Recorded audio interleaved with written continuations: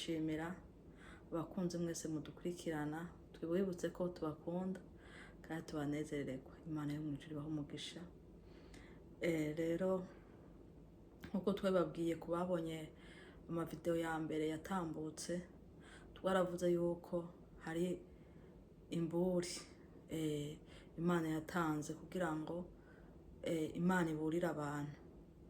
Rero uyu munsi tugiye kubibashikiriza, tuzoga tubashikiriza ku bice bice kuko aba ari nini, ntabwo umuntu yayikora video yociba nini. Rero tubaha ibice bice gushika tuyirangije, tubabwiye uko ivyo Imana novuga ngo yaduhishuriye. Ego nivyo rero uyu munsi tugiye kubashikiriza.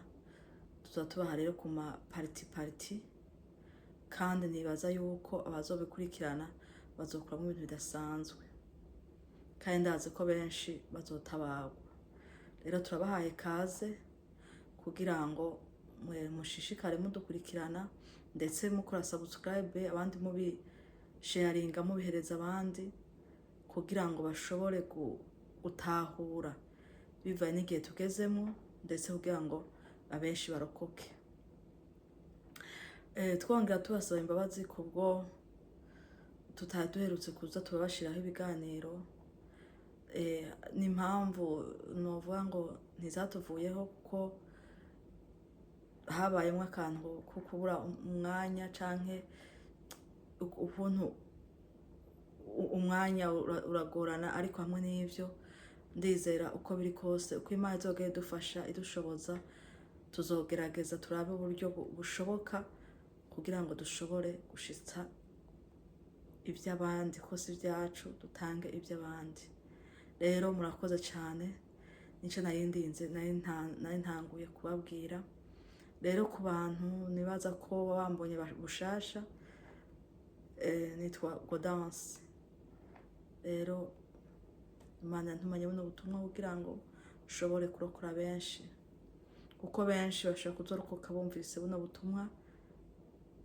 Hari byinshi usanga benshi bagenda baca mudashaka gusobanukirwa, ariko uyu munsi ndi hano kugira ngo dushobore gufashanya, kugira ngo umwe wese agende atahukirwa, kandi azi ko tuzogera dutahura bitume dushishikara kurokoka, benshi barokoke.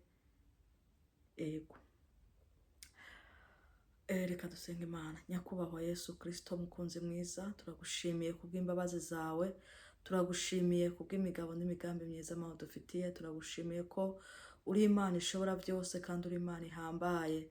Rero mukunzi mwiza, ndaje ndi imbere yawe, ndi wa muntu w'umunyantege nke, nta kintu na kimwe nshoboye, ariko imbere ya byose ndaciye bugufi imbere yawe ngo amaraso yawe Yesu Kristo anyeze yongera ntunganye. Mana uhejeje kunyeza no kuntunganya, ndakwinginze Yesu Kristo, ubwo ngiye kuganiriza, kubwira abantu kubwira ubwoko bwawe, ibintu bya ubwoko bwawe Yesu Kristo, Mana yere mu ijuru, ntaba ari jewe data, ariko aba ari wowe wivugira, kandi imbaraga z'umwe zifatwe mpari ku izina ryawe rishigwe hejuru.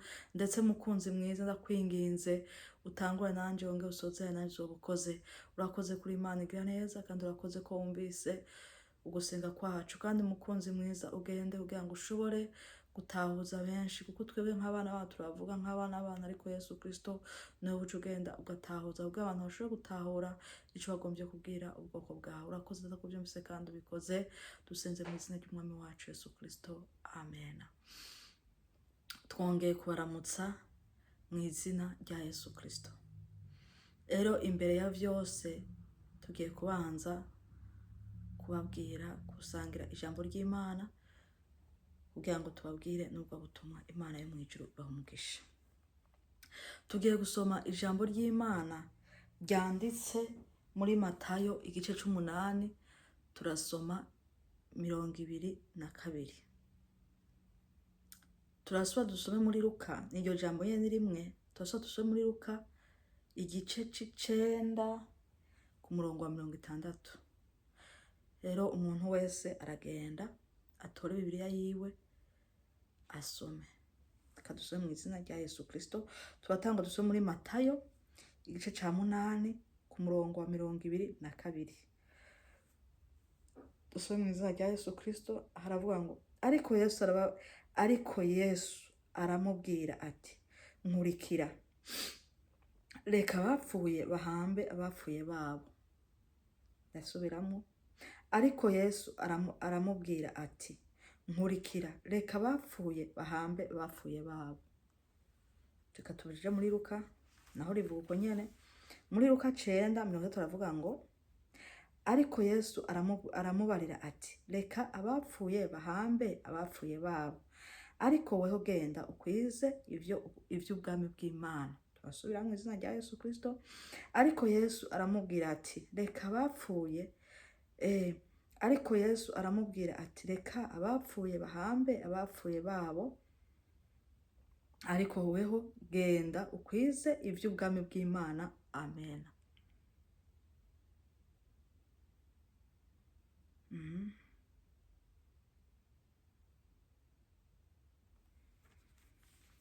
Yesu nahabwa icubahiro. Rero iri jambo ry'Imana riravuga ngo Yesu ariko arababwira. Yesu ariko aramubwira ati reka abapfu bahambe abapfu babo.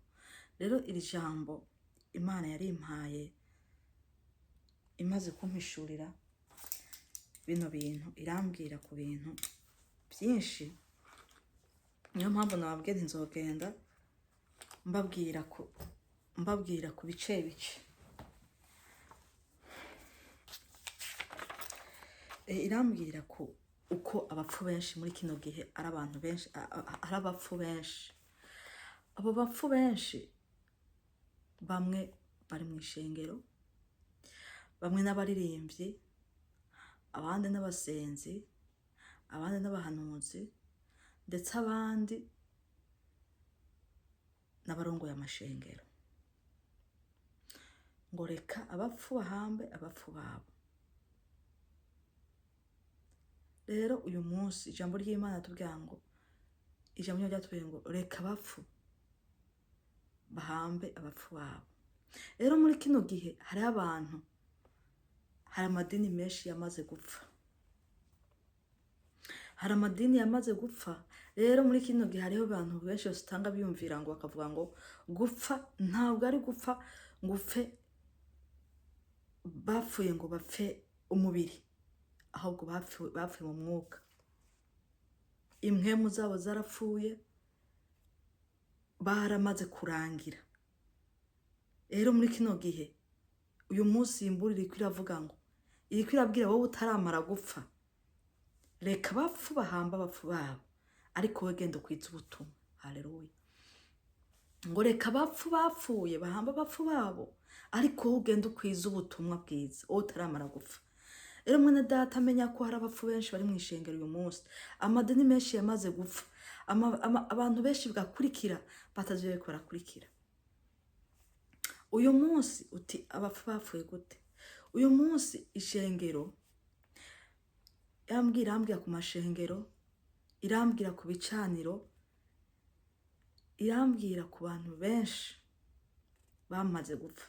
Hari benshi batanguye, batangura neza, batangura abakozi beza, abakozi b'Imana, batangura abasenzi beza, batangura abaririmbyi beza, batangura ndetse ari abahanuzi beza, ariko mu nyuma barategwa. Mu nyuma barategwa. Harimwe bamenye ko batewe, harimwe abandi batabimenye, hari n'abandi babyijanyemo, abasanzwe birimwo bafite inyungu bagiye kubironderamo. Ariko hakaba harimo abandi benshi nabo bariko baraja kubipfiramo batabizi.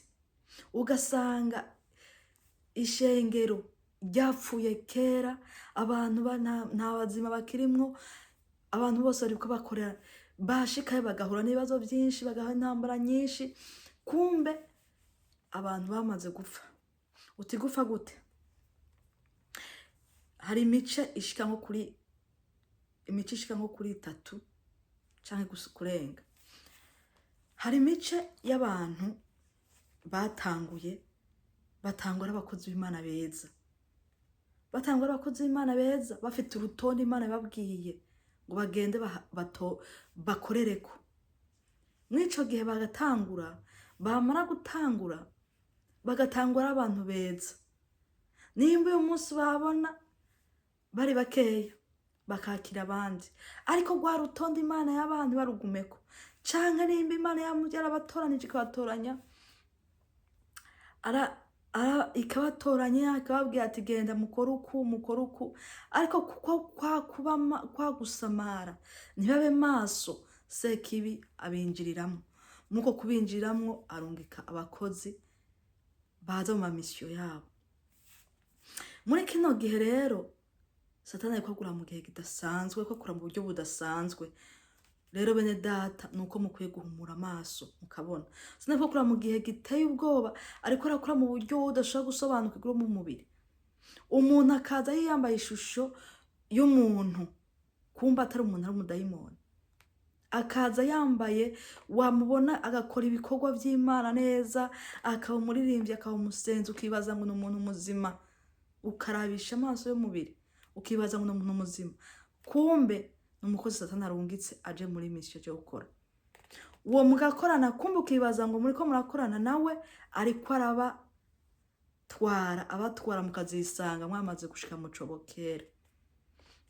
Wakaza mugakorana imirimo y'Imana, mugakora we ari kuri misiyo ariko akora, mukazisanga kera mwaragiye mutazi ukuntu mwagiye. Uwo ni umuce wa mbere. Rero abo bantu bagaca kubakorera muri ivyo, bakibaza ngo barimwo, naho bagiye kera. Kenshi basanga ibibazo vyateye mu ishengero, ibibazo, ingwara zidashira, ibibazo bidashira, ubukene budashira, inyatsi, impfu zidasobanutse, ibintu vyinshi. Kumbe bamaze kubinjiza mu gukorana na Satani. Bigenze gute? Ugasanga hariho uburyo bwinshi wamenye ukuntu abatwara yamaze kubinjira, amenya amabanga yanyu, amenya ibikorwa byose mukora. Hari ibikorwa byinshi agenda akora, mugasanga ariko abatwara burundu. Ugasanga kenshi mwamaze gusinya amasezerano mutabizi. Hari byinshi ugasanga bimwe ari byo bagenda bakoreraho mutazi kiyo na kimwe, mukibaza ati ni mwene data turi kumwe, tuko turasengana, tuko dukurana ibiki, umva ni mwene so, kakuzira mu nzu, kakuzira hehe, akajanga ariko gufasha kumba bari kurangiza, yarabarangije kera. Rero ugasanga abantu ngaho muri yo shengero bamaze gufatwa n'inyatsi, ingwara, ubukene budasobanutse. Ukazosanga abantu bari mu bibazo gusa, ariko ntibigere basobanukirwa. Abo bakama bari muri ivyo bikarangira barabatwaye, barabashikanye kera. Uwo ni umuce wa mbere. Umuce wa kabiri, n'abandi bantu bagenda ari nk'abatuvuga ari nk'abakristo, bakagenda ngo umwe akaza agatwara mugenzi wiwe, akavuga ati uza amakuru, ati nabonye ahantu, ati nabonye ahantu ico gicaniro barasengera abagwayi bagakira, barakora ibitangaza, ati ibitangaza biberayo ntiwabona abantu barakira, abagiye baronka ubuzi, abagiye baronka ibi ibitangaza gusa. Abantu bakiruka, kamari deliverance, nimuze maronka imigisha, nimuze abagwayi barakira, nimuze batagira ubuzi baronka ubuzi, ewe bakagenda ukuntu. Ariko ico gicaniro ntuzi wagishinze, ntuzi nyene co, ntuzi gahunda yiwe, ntuzi biki n'ibiki. Bo bafite ibanga riri hariya, bafite ibanga riri hariya, kandi wagenda ntuvuge ngo ugiye ngo surprise bashaka kukwakira, kuvuga ati genda uzogaruka umunsi munaka. Tuvuge nka rendezvous, tuvuge nk'uyu munsi uragiye nyene wagiye utabateguje, ntibashobora kukwemerera. Barakubwira ati genda uzogaruka umunsi munaka. Wagenda bamaze kugirana kukwitegurira, ukagenda nyene bamaze sinzi ivyabo baba bamaze gukora, ariko bakagenda bamaze kukwitegurira, bamaze gukora ibintu vyabo. Kandi ntibakwemerera, nimbura umushitsi, nimbura umuntu wahe, ntibakwemera ko winjira mu bintu vyabo. Cyangwa uvuge ngo uragiye nko gusengerayo, ngo ufate akanya tuvuge nk'uko uvuga uti ko ari mu ishengero canke muki, reka fata umwanje gusenga. Batakuzi, utari mu bintu vyabo ntibashobora kukwemerera. kuko ushaka kugenda ugasenga ukamenya amabanga yabo. Urumva aho numva nagombye kuvuga iryo n'ishengero canke icyumba cy'amasengesho. Abo rero ni babandi usanga bakorana n'imyuka mibi, bo babishinze bakeneye business, bariko bikora business bishaka ukazumva bamwe bamwe baza kuvuga ngo zana amafaranga ya naya zana ibi n'ibi. Ivyo wagenda ugakora, ivyo wagenda ngo ugiye kumuhereza amafaranga yawe, inyatsi ikaba yinjiye mu byawe. Wagenda ngo ugiye kumuhereza, abamuhereje amafaranga ngo uraheza cyangwa ugiye gutanga ibice 10 cyangwa ugiye gutanga imperezwa n'ibiki, wewe ubukoze amasezerano ni ibyo bishatani byabo, ubwo nyine direct ibibazo birinjiye iwawe, inyatsi zirinjiye, ibibazo birinjiye, intambara mu rugo, intambara mu mafami mu biki, byose ibintu bikaba nabi bikazunguruka. Wewe ukaguma wibaza, none ukaguma usubirayo ngo ngende ngo kunukuru, wowe uzi ngo cyakindikira umva ngo biravuyeho, ahubwo ugiye kugira do place bisuma n'ibyo wari usanzwe ufite. Rero bene data, ni mube maso, ba maso, kuko kino gihe nticoroshe. Ntupfe ugenda wisukira mu bintu ngo mwaraje ngo rakubwiye ngo ndagiye, kuko mwico gihe barabatwara bakabacurika, bamara kubacurika ukazokwa mubona ko ivyo bintu vyabo ari byo vyiza, ari byo bizima. Naho hantu ntibigira bavuga kwihana, ntibigira bavuga ikico kwihana, ntibigira bavuga ikintu gikiza umutima, nibitangaza, nibimenyetso, n'ibintu byo kuvuga ngo murakira muragirane, ariko wagenda ngo bagiye gukiza, ahubwo bakogenda kongeramwe ibindi.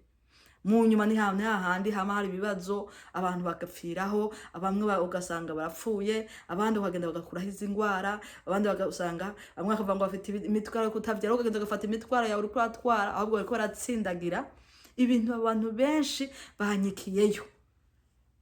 Rero bene data, ico nobabwira yuko mwova mu busamazi, mukava mu busamazi, umuntu wese akabanza akiyumvira hari ko araje.